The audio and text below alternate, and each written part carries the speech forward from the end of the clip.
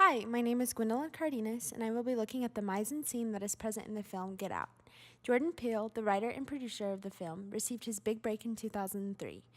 Peele wrote the film in order to further bring light to the issue of racism and the alienation of minorities. Get Out is considered a thriller, while it also incorporates moments of comedy. The film was meant to bring people together, according to Peele, while ridding the audience of any awkwardness that comes with talking about racism. Bringing all people together to see through the eyes and feel the fears of a minority in a white dominant country was the overall purpose of Get Out for Peele. The film follows a young African American man on his journey to meet his white girlfriend's family. Through the film, we see how he is set apart and made uncomfortable by the comments and intentions of his girlfriend's family. Later on, we see that there is an unhuman intent as the white family wants to take over his body. In my analysis, I will be taking a deep look during a scene between the main character, Chris, and his girlfriend's mother that shows the overall theme of racism and control of a majority over the minority.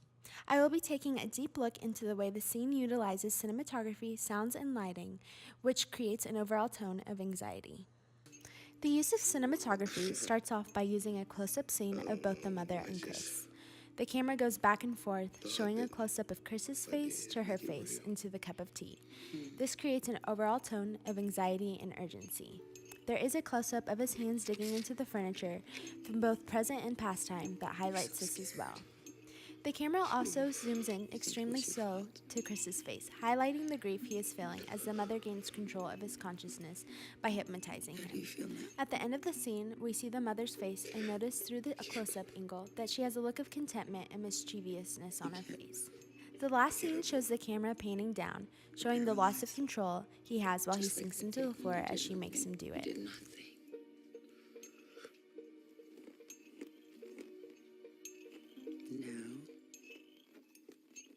Sink into the floor. Wait. Sink.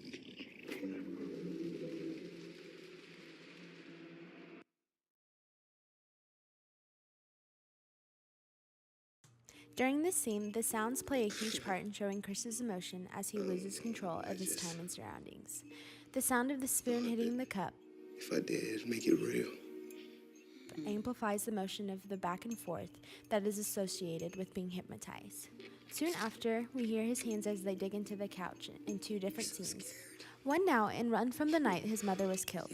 This sound makes the audience feel what he feels, which is stress and an overwhelming emotion of grief and anxiety. During the entire scene, we hear a song playing that sounds like a pulse. I can't move.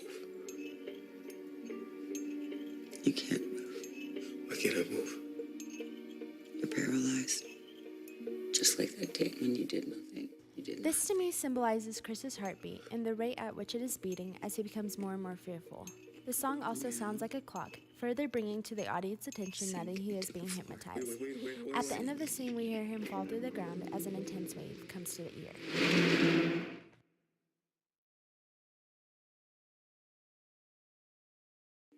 The lighting in the scene for the most part remains dim.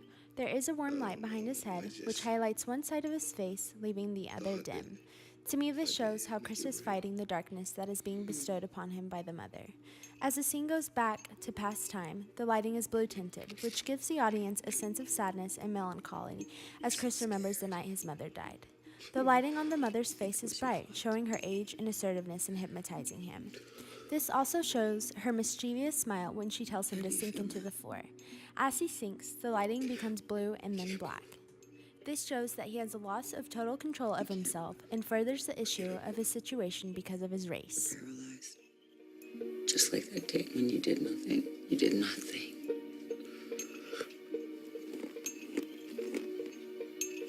Now, sink into the floor. Wait. Sink.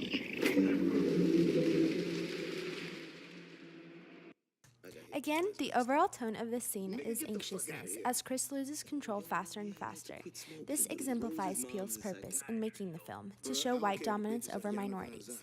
The way the close-ups each have a purpose in showing grief, going back and forth to mimicking the sound of Chris being hypnotized, and even as the mother wears white, showing dominance and purity towards the way her race is perceived over his in this scene. She talks down on him, making him feel like the weaker link. This theme is shown throughout the entirety of the film, which also allows the audience to feel what Chris is feeling, creating a feeling of unity as the film shows the reality of racism and how disheartening it is. This is Peele's overall purpose for the film. The film shows the daily struggles of a minority in our past and current American society, while creating comic relief to rid the stigma that talking about racism is awkward. And thanks for that image right there, man. Hey, man, I ain't making this shit up. I saw on A&E, man. It's real life. Yo, and it's the black people out here, too. It's like all of them missed the movement. Because they probably hypnotized.